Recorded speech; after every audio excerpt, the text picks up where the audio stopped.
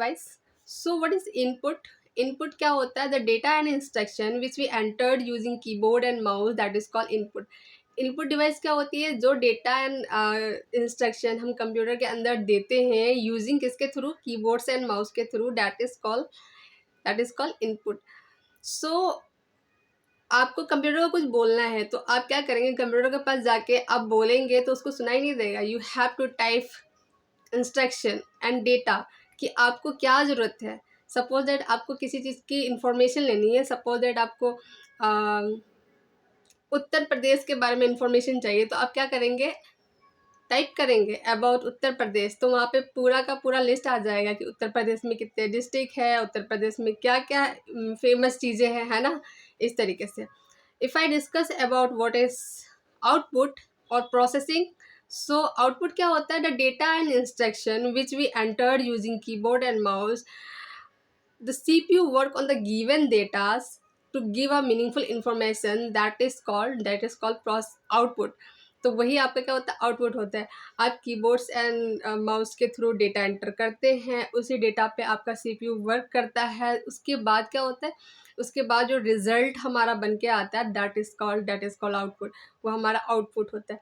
अगर हम बात करें कीबोर्ड माउस आपका इनपुट डिवाइस है and light pen and joystick वगैरह, देन आप उसी पे हमारा जो डेटा प्रोसेस होता है वो सीपीयू पे होता है. सीपीयू हमारा ओनली वन प्रोसेसिंग डिवाइस है. उसे अब क्या बोलते हैं? ब्रेन ऑफ द कंप्यूटर भी बोलते हैं. इसके बारे में हम अगर बात करें तो हमारा CPU is made up three main parts, that is called ALU, CU and MU. ALU arithmetic logical unit, CU control unit, MU memory unit. अगर हम बात करें जितने भी कैलकुलेशन का वर्क होता है, एडिशन, सब्ट्रैक्शन, डिवीजन, मल्टीप्लिकेशन, वो आपका ALU करता है. देन CU पूरे कंप्यूटर को कंट्रोल और मैनेज करके रखता है. देन MU क्या करता है? हमारा जो भी डेटास होता है उसे स्टोर करके रखता है. और फाइल को जितने भी ट्रांसफ़र वगैरह करना है, इंपोर्ट करना है, ट्रांसफ़र करना है, वो सारा काम आपका सीपीयू करता है. तो सीपीयू बहुत ही इम्पॉर्टेंट रोल प्ले करता है कंप्यूटर के अंदर. सो उसके बाद हम बात करें अगर आउटपुट डिवाइस की, तो आउटपुट डिवाइस आपका बहुत सारा है. जस्ट लाइक मॉनिटर सबसे फर्स्ट हम बोल सकते हैं. Then printer, speaker, plotter. तो इस तरीके जो जो चीज़ें हैं वो आउटपुट डिवाइस है. मतलब कि आप जिस सबसे पहले कीबोर्ड के थ्रू डेटा एंटर करते हैं, देन डेटा जो है प्रोसेस होता है कहाँ पे? सीपीयू में. उसके बाद जो रिजल्ट हमारा बन के आता है वो हम स्क्रीन पे देखते हैं, that is called processing. Sorry, that is called output device. That is called output. Result information उसी को बोलेंगे हम. वो हम कहाँ पे देख सकते हैं? मॉनिटर पे देख सकते हैं, स्पीकर पे हम सुन सकते हैं, एंड प्रिंटर पे हम इसका हार्ड कॉपी देख सकते हैं. तो आउटपुट भी जो होता है वो टू टाइप्स के होते हैं. एक होता है सॉफ्ट कॉपी, एक होता है आपका हार्ड कॉपी. नाउ अगर हम सॉफ्ट कॉपी के बारे में बोले तो आपका जो मॉनिटर के अंदर जितने भी डेटा शो हो रहा होता है that is called soft copy.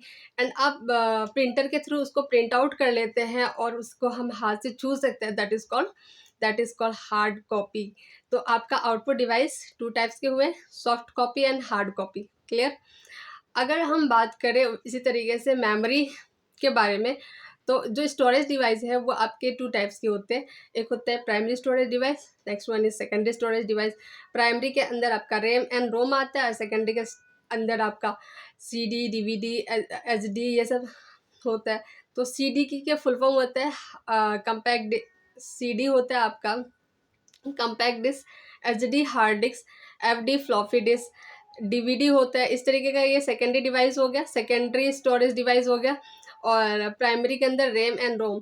So RAM का जो फुल फॉर्म होता है random access memory, and ROM का जो फुल फॉर्म होता है रीड ओनली मेमोरी. रैम हमारा एक परमानेंट, रैम जो है वोलेटाइल मेमोरी है जो कि चेंजेबल है, चेंज हो सकता है. जो एक्सेस के थ्रू, जैसे आप मान लीजिए इस कंप्यूटर में बैठे हैं, कोई वर्क कर रहे हैं, अब मान लीजिए आप पेंट कर रहे हैं, ड्राइंग कर रहे हैं, कुछ भी कर रहे हैं, अगर हम करते करते उस फाइल को सेव नहीं करते, हमारा तुरंत ही लाइट चला जाएगा तो क्या होगा? हमारा जो भी डेटास होगा वो क्या होगा? डिलीट हो जाएगा, क्योंकि हमने फाइल को सेव नहीं किया. उस समय हमारा डेटा सेव नहीं है, तो वो कहाँ पे वर्क हो रहा होता है? वो रैम में हो रहा होता है. देन उस फाइल को अगर हम सेव कर देते हैं, वो पहुँच जाता है रोम में. उसके बाद अगर लाइट चली जाती है तो हम क्या करते हैं? लाइट आने के बाद हम फाइल को रीओपन कर सकते हैं. कहाँ से? रोम से. तो रोम में हमारा जो हमारा फाइल होता है वो सेव रहता है।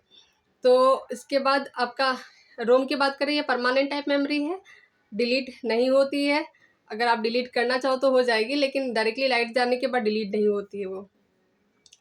फिर आपके अगर हम बात करें सेकेंडरी स्टोरेज डिवाइस, ये आपका परमानेंट टाइप की ही मेमोरी होती है, इसमें लार्ज इंफॉर्मेशन और या फिर लार्ज फाइल को हम स्टोर कर सकते हैं फ्लॉपी डिस्क, हार्ड डिस्क के थ्रू।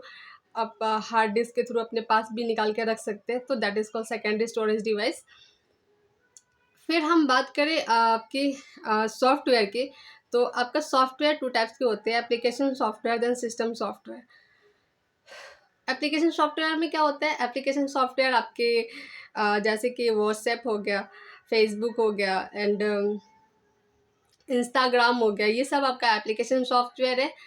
दूसरा होता है सिस्टम सॉफ्टवेयर। तो अगर हम बात करें system and application software, suppose it for example आप एक सेल फोन खरीद के लेके आते हैं, तो सेल फोन के अंदर आप ऑन करते समय आप देखते हैं कि उसमें बहुत सारी चीज़ें ऑलरेडी पाई जाती है, मतलब ऑलरेडी एप्स बहुत सारी चीज़ें होती हैं, जस्ट लाइक सेटिंग, इस तरीके से गैलरी, कुछ कुछ ऐसी चीज़ें होती हैं जो ऑलरेडी सिस्टम में पाए जाते हैं, मतलब मोबाइल में पाए जाते हैं। वैसे ही आप कंप्यूटर खरीदते हैं, उसमें विंडो इंस्टॉल करते हैं, तो देखते क्या है उसमें कि उसमें कुछ चीज़ें ऑलरेडी पड़ी होती है, just like my computer, my network place, इस तरीके से सेटिंग्स हो गए।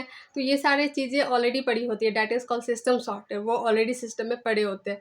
एंड एप्लीकेशन सॉफ्टवेयर क्या होता है, जो आप बाहर से इंस्टॉल करते हो, जस्ट लाइक आपको आपकी ज़रूरत के नीड के अकॉर्डिंग आप क्या करते हैं, व्हाट्सएप इंस्टॉल करते हैं, फेसबुक इंस्टॉल करते हैं, इंस्टाग्राम इंस्टॉल करते हैं। तो इस तरीके की चीज़ें जो भी इंस्टॉल करते हैं, that is called application software. तो वो एप्लीकेशन सॉफ्टवेयर है जिसको आप रिमूव कर सकते हैं, डिलीट कर सकते हैं, और जो सिस्टम में ऑलरेडी पाए जाते हैं उसको हम डिलीट नहीं कर सकते, that is called system software. Okay, let's आज की वीडियो में इतना ही रहने देते हैं। Next video